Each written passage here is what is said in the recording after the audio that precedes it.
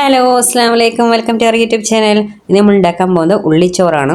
വളരെ പെട്ടെന്ന് ഉണ്ടാക്കാൻ പറ്റും. ഇനി കറികളൊന്നും ഇല്ലാത്ത ദിവസമാണെങ്കിൽ നമുക്ക് ഇതുപോലെ ഉണ്ടാക്കി നോക്കാം.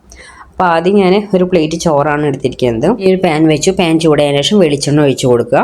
അതിന് ശേഷം ഒരു 10 ചുവന്നുള്ളി, ആ ചോറിനനുസരിച്ചുള്ള ഉള്ളി ഞാൻ എടുത്തിട്ടുണ്ട്. വെളിച്ചെണ്ണയും ചുവന്നനും കൂടിയാലും കുഴപ്പമൊന്നുമില്ല. എത്രയും കൂടുതൽ എടുക്കണം അത്രയും നല്ലതാണ്. ടേസ്റ്റും കൂടും, നല്ലതുമാണ്. അതൊന്ന് ഗോൾഡൻ ബ്രൗൺ ആവുന്നവരെ ഒന്ന് വഴറ്റി കൊടുക്കുക. ആയിട്ടുണ്ട്. അതിന് ശേഷം ഒരു നുള്ളു മഞ്ഞൾപ്പൊടി ഇട്ട് കൊടുക്കുക. മഞ്ഞൾപ്പൊടി ഇട്ടില്ലെങ്കിലും കുഴപ്പമൊന്നുമില്ല കേട്ടോ. നുള്ളു ഇട്ട് കൊടുക്കുക. ഞാൻ ഇട്ട് കൊടുത്തിട്ടുണ്ട്.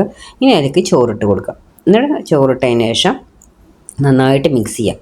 ആ വെളിച്ചെണ്ണയും ആ ഉള്ളിയൊക്കെ അതിൽ നന്നായിട്ട് പിടിക്കുന്ന വരെ ആ ചോറിൻ്റെ കൂടെ നന്നായിട്ട് മേയുമ്പോൾ പിടിക്കണം, നല്ല മിക്സ് ആവണം. അപ്പോൾ അതുവരെ നമ്മൾ നന്നായിട്ട് ഇളക്കിക്കൊടും. എല്ലാം ഇളക്കി കൊടുത്താൽ മതി.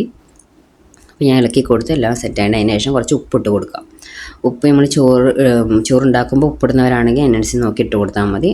ഇനി ആ ഉപ്പൊക്കെ ഒന്ന് ചോറുമ്മ പിടിച്ച് സെറ്റാവണം. അവരൊന്ന് ചെറുതായിട്ട് നമ്മൾ ഇളക്കി കൊടുക്കുക. ഞാൻ ഇളക്കി കൊടുത്ത് എല്ലായിടത്തും സെറ്റായിട്ടുണ്ട്. അപ്പോൾ ചോറ് റെഡി, ഉള്ളിച്ചോറ് റെഡി ആയിട്ടുണ്ട്. ഇനിയിപ്പോൾ ഞാൻ വേറൊരു പ്ലേറ്റിലേക്ക് മാറ്റി. അപ്പോൾ എൻ്റെ കൂടെ കുറച്ച് കുക്കുംബർ, ക്യാരറ്റും ഒരു കുക്കുംബർ സലാഡ് ഉണ്ടാക്കിയിട്ടുണ്ട്. ഇനിയിപ്പോൾ ഇതൊന്നും വേണ്ട, വെറും നല്ല പെപ്പർ ഇട്ടിട്ടുള്ള ഒരു ഓംലേറ്റ് ഉണ്ടെങ്കിൽ നല്ല സൂപ്പറാണ്. ഇതിൻ്റെ കൂടെ ആ ഓംലേറ്റിൻ്റെ വീഡിയോ മുമ്പ് ഞാൻ ചെയ്തിട്ടുണ്ട് കേട്ടോ. അപ്പോൾ അതെല്ലാവരും ഒന്ന് പോയി കണ്ടു നോക്കുക. അപ്പോൾ ഇതുപോലെ എല്ലാവരും ഉള്ളിച്ചോറ് ഉണ്ടാക്കി നോക്കുക. ഇത്രയുള്ള നമ്മളെ വീഡിയോ ഇഷ്ടമായാൽ ലൈക്ക് ചെയ്യുക, ഷെയർ ചെയ്യുക, കമൻറ്റ് ചെയ്യുക, സബ്സ്ക്രൈബ് ചെയ്യുക. Okay, bye, thank U.